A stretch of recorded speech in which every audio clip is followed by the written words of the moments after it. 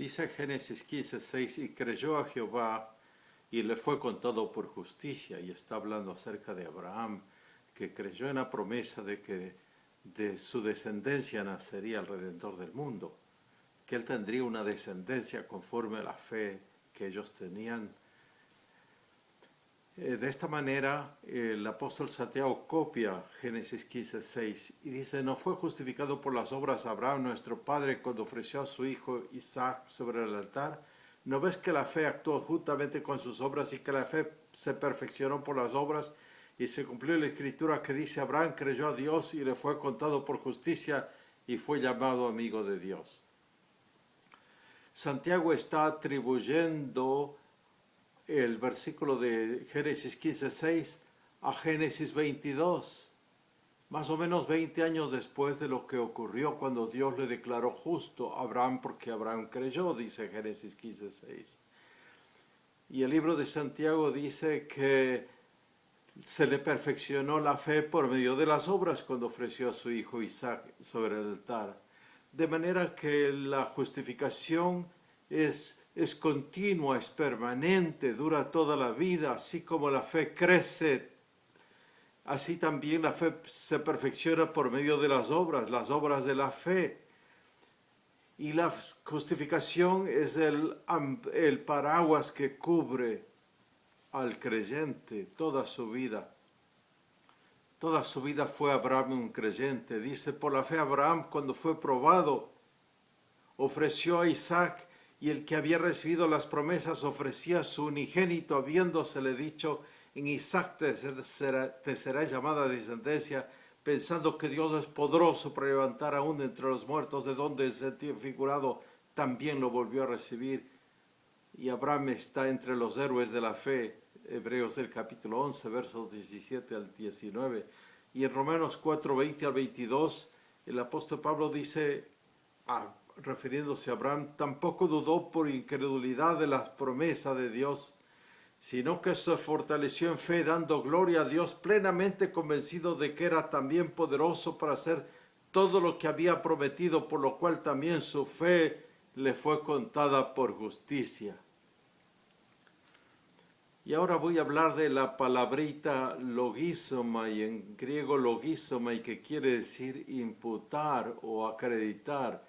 Este es un término que proviene del mundo contable y se utiliza para Cristo en primer lugar. En Marcos el capítulo 15, el verso 28 dice, y se cumplió la escritura que dice, y fue contado con los inicuos. El Señor Jesucristo fue contado entre ellos. Fue como si fuera un inicuo, fue tratado como inicuo, fue contabilizado como inicuo. Nuestros pecados fueron contabilizados contra Él y por eso Él murió, Él pagó por nuestros pecados. En 2 Corintios 5, 19, este término legizomai se utiliza para explicarnos qué es la reconciliación, y dice que la reconciliación consiste en no tomar en cuenta los pecados de los hombres. En eso consiste la recolección y la reconciliación, y dice me logizomai. No los acredita a los hombres sus pecados, que Dios estaba en Cristo reconciliando consigo al mundo, no tomándoles en cuenta, me logizomai, a los hombres sus pecados, y nos encargó a nosotros la palabra de la reconciliación.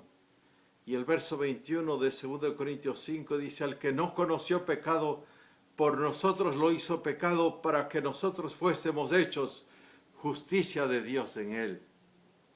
De manera que el santo, el inocente, el sin mancha, el apartado de los pecadores y hecho más sublime que los cielos, como lo menciona el libro de los Hebreos, ese fue contado como si fuera un pecador.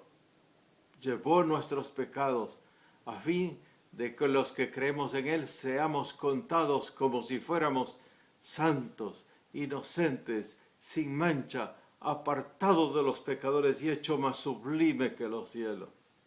Esa es la justificación por la fe.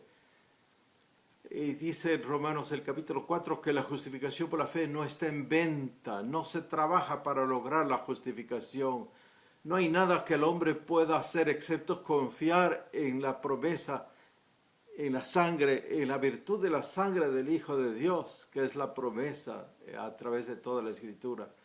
Solamente eso puede hacer el hombre, confiar en la promesa para recibir la justificación, dice la palabra de Dios.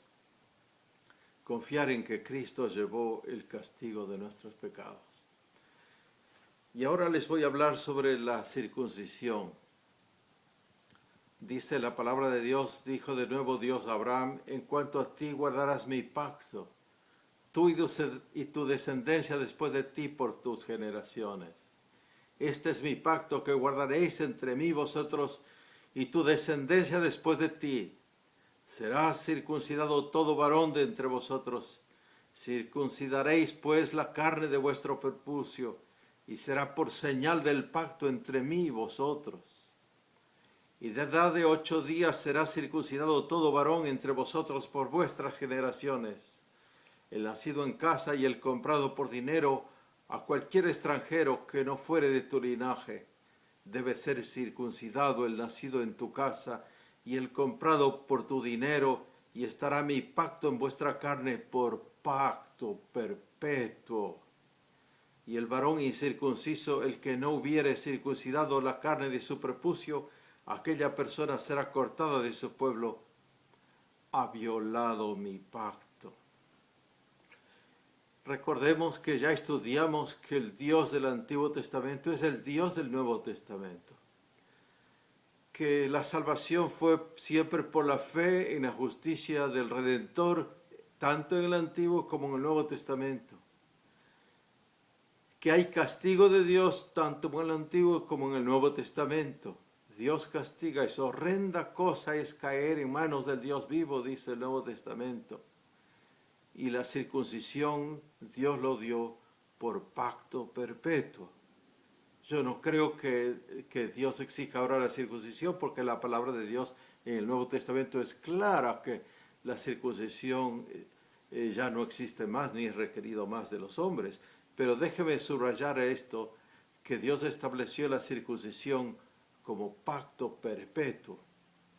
Y entonces, dice San Pablo en Romanos 4:11,